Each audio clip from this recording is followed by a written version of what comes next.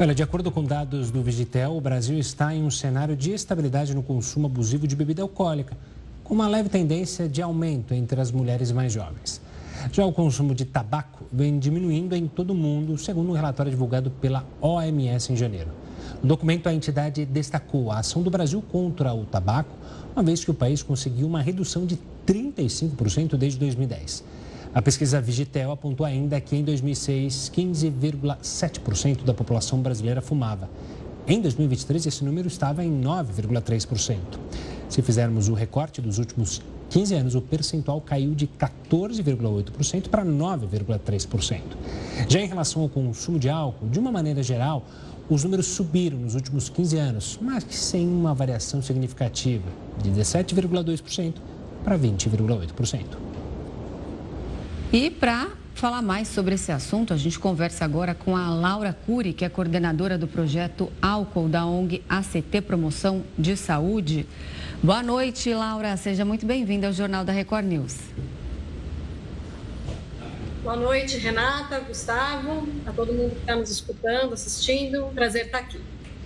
Bom, como que a gente explica uma queda considerável nesse número de fumantes ao longo aí dos últimos anos e esse número em relação ao álcool que se manteve ali praticamente estável, mas com um aumento de mulheres jovens bebendo mais?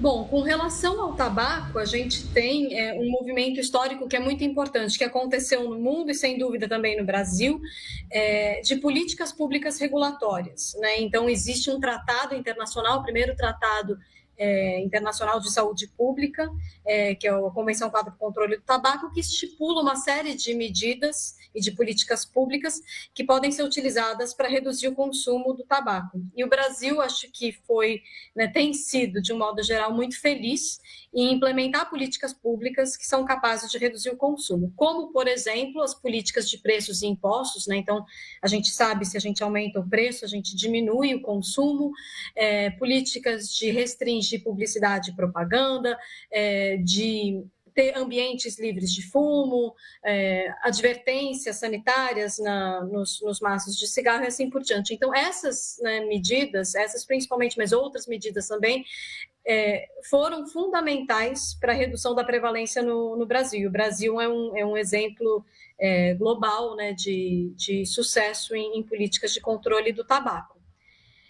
Agora, a gente tem toda essa experiência com o controle do tabaco, com álcool a gente ainda tem muito por fazer no país, né? Então, acho que isso ajuda a explicar esses números, que, enfim, a gente não vê essa redução, pelo contrário, a gente vê um discreto aumento, né, no consumo de álcool do país, porque a gente não tem praticamente nenhuma política regulatória para o álcool. Laura, pegando o gancho, né, da questão do álcool, a gente vê cada vez mais inundando nas propagandas novos tipos de bebidas, e especialmente destinada a jovens. O quanto isso pode influenciar nesse aumento? E também é possível dizer que a pandemia também foi uma das que propiciou um maior aumento no consumo do álcool, uma vez que muitos foram buscar na ansiedade, a cura para a ansiedade, justamente abusar da bebida alcoólica? Bom, sim e sim, Gustavo.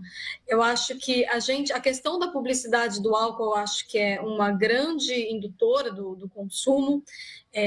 A gente tem no Brasil uma lei que regulamenta o tabaco e que também regulamenta o álcool, mas como vocês podem ver aí na tela, essa lei ela não contempla a cerveja, que é a principal bebida consumida no país, assim, de longe. Então, ela é por grau etílico, então dentro dessa legislação a cerveja ficou de fora, o que faz com que ela esteja presente em vários meios de comunicação de massa. Então, a gente tem propaganda de cerveja em qualquer lugar hoje em dia, fora as questões hoje de marketing digital.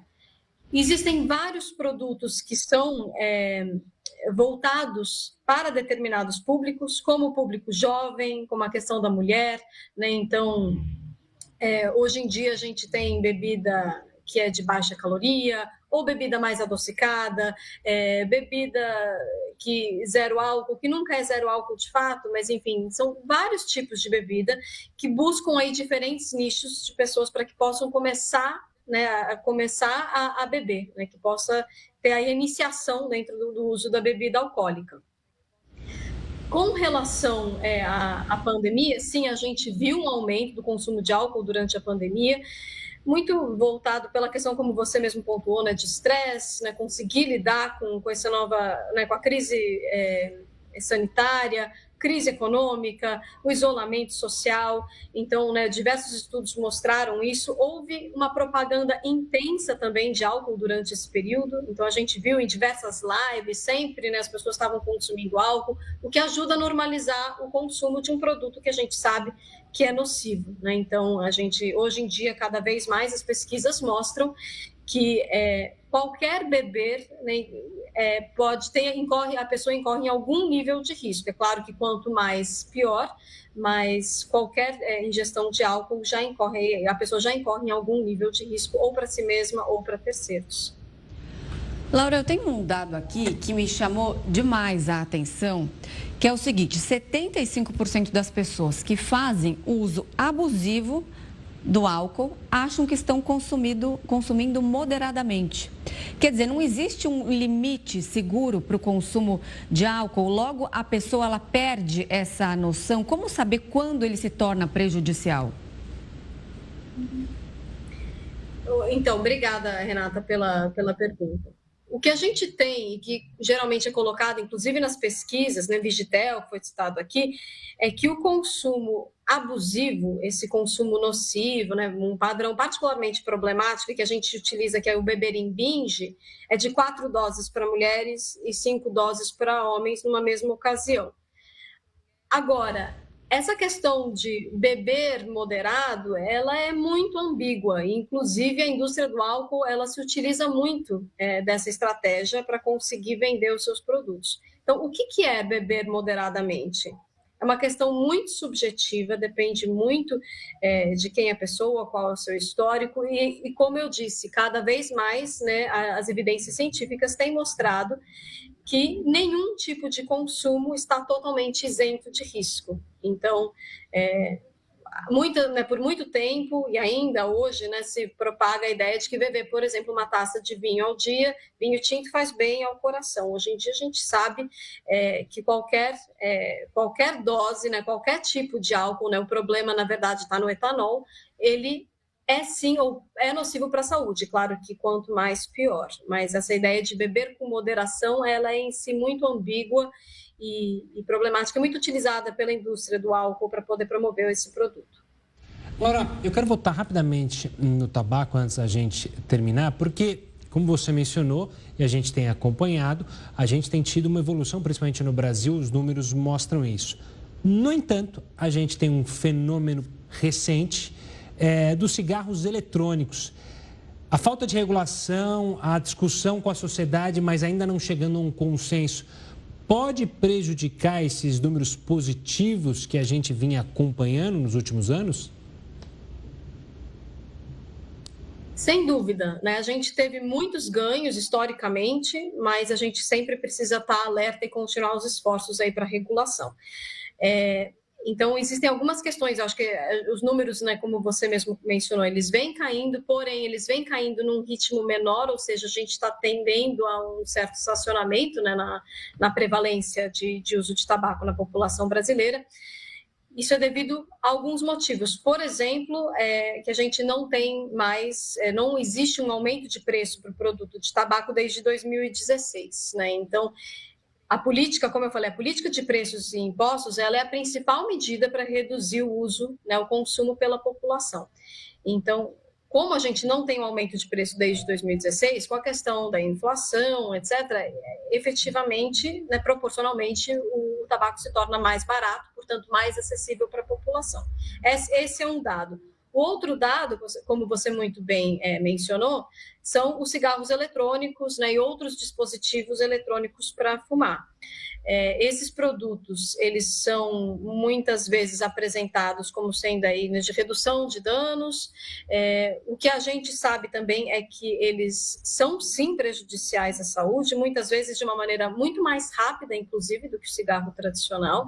Eles atraem principalmente a população jovem, então, mais uma vez, a gente está induzindo, né, uma pessoa que talvez nunca tenha fumado antes, né, a começar a fumar. Então, uma porta de entrada para o tabaco é o cigarro eletrônico, porque eles são modernos, eles têm um cheiro legal, eles são, né, tem sabor, tem cara de produto tipo iPhone, enfim. Então, essa é uma questão. No Brasil, o cigarro eletrônico, ele é proibido desde 2009, então a gente está aí na vanguarda, né, dessa parte de regulamentação. De qualquer maneira, a gente sabe que ele é muito utilizado, né, no Brasil, de maneira ilegal, diga-se de passagem. Mas acho que, sem dúvida, esse é um dado, né? Não é todo mundo que usa o dispositivo eletrônico fumar, ainda é uma proporção pequena, mas, sem dúvida, a gente precisa ficar atenta a essas e outras estratégias para que as pessoas se iniciem, né, no mundo do tabaco. Tá certo, Laura. Agradeço demais pela entrevista. Muito obrigada mesmo pela sua participação. Uma boa noite e até uma próxima. Eu que agradeço a oportunidade. Boa noite.